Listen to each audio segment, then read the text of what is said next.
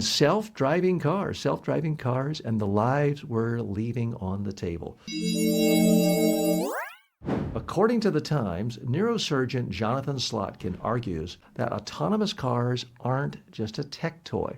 They're a public health intervention. Waymo just released safety data from nearly 100 million fully driverless miles in 4 U.S. cities. Compared with human drivers on the same roads, its cars had dramatically, and I mean dramatically, fewer crashes. 91% fewer serious injury or worse crashes. 80% fewer injury crashes overall, and a 96% lower rate of injury crashes at intersections. Globally, about 1.3 million people die in traffic crashes every year. If we could impose Waymo-level fatality rates on the entire world fleet, we'd prevent roughly 1.2 million of those deaths annually. More than 3,000 people every single day. In the United States alone, crashes kill more than 39,000 people every year. They're a leading cause of death for children and young adults, and cost the nation more than $1 trillion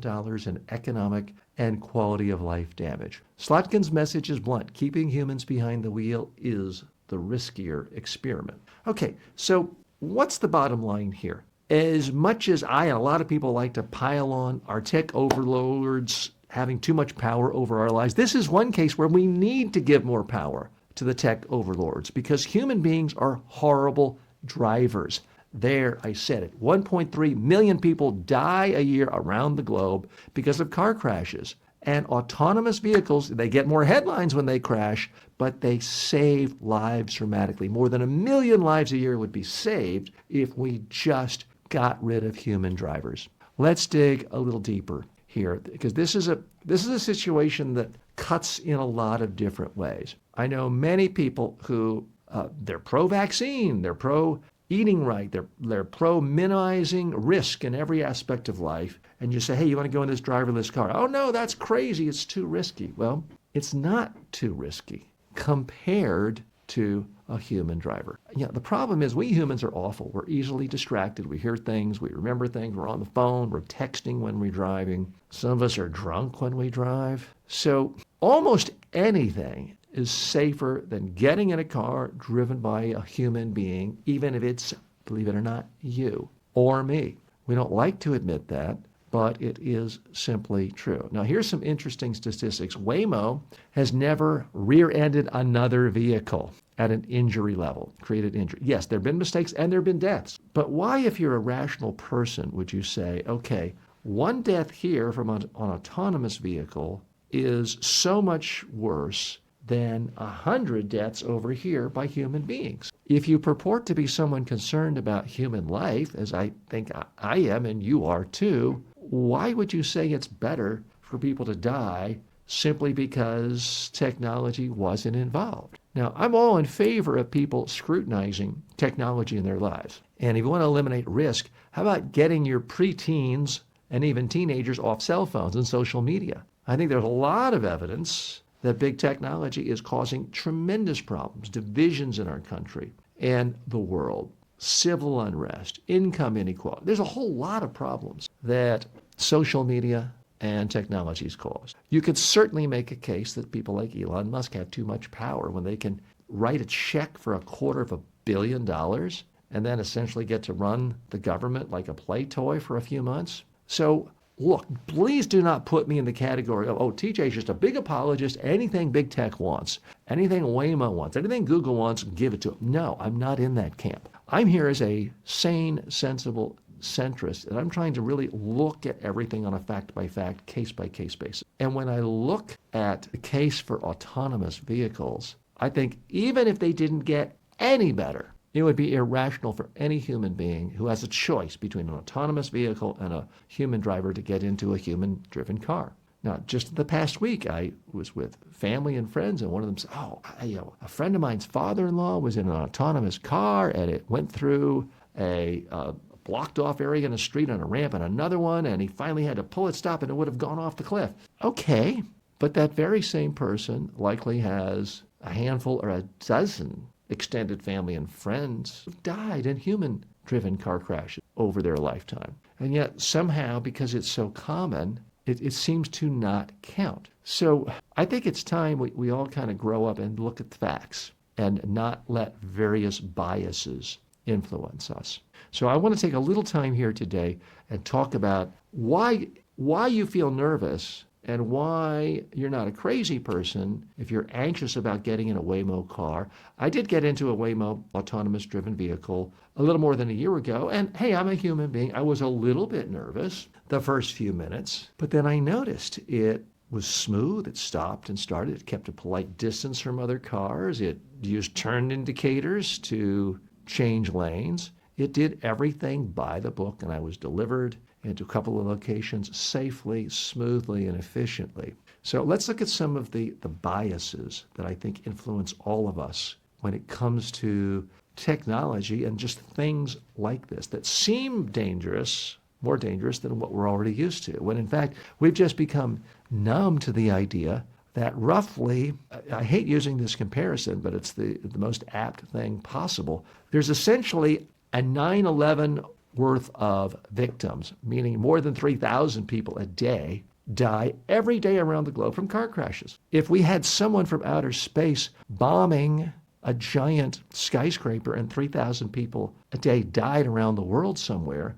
I think the whole world would be up in arms. We'd say anything to stop that. Any technology will do anything to stop 3,000 people a day dying. And yet, because people die in car crashes one at a time here and there dispersed throughout the world, it just seems normal. Nothing to look at here. So I want to sort of catalog some of these biases that I think are important to realize. There's the availability heuristic. People judge risk by how easily vivid examples come to mind. So a single sensation of a self-driving crash, it feels more dangerous because we can see that, we can imagine it. It's visible to us, probably on the local news if it happened or the national news. Whereas somebody just dying in a hit and run or a drunk driving incident or a head-on collision, it doesn't even make the news in most towns because it's so common. The next kind of bias, there's a negativity bias we all face. Our brains give more weight to bad outcomes than good ones. So when we think of an autonomous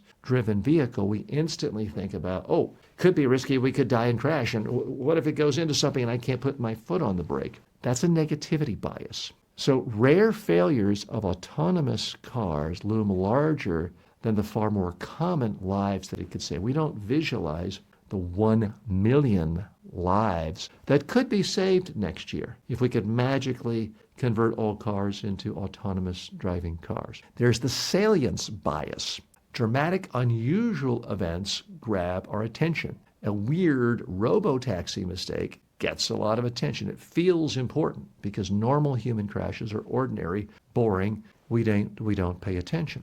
There's also something known as a status quo bias. People prefer the existing ways of doing things. So familiar human driving feels normal, even though it produces massive death. Again, even here in the United States, people driving newer, safer vehicles, more safety laws here than most places. 39,000 people die a year in car crashes. Most of them wouldn't die if we had autonomous vehicles everywhere. There's the ambiguity aversion. When outcomes feel uncertain or poorly understood, like a new AI system, people instinctively avoid them, even if the data shows lower risk. And let me be clear, there's a lot of areas where AI is trying to muscle into your life where I think you should be fearful. You should say, avert it. Look, we don't really know what this is going to do. Letting our child go from playing outdoors 3 hours a day the way kids used to hunched over looking at TikTok 5 hours a day. I think there's good reason to fear that, but there's already evidence that these autonomous cars per mile save lives. There's also something known as omission bias. Many are troubled by harm caused by an active choice, riding in a robotaxi, than by an equal or greater harm from inaction, such as just continuing to drive a normal car. Think of it this way. I mean, look, we're all humans. We all have irrational fears. I fear jumping out of an airplane and skydiving. At some point, I may do it, but there's still a sense of fear there, where if I were a rational human being, I would realize driving to the airport to get in the plane is actually much more dangerous than jumping out of the plane.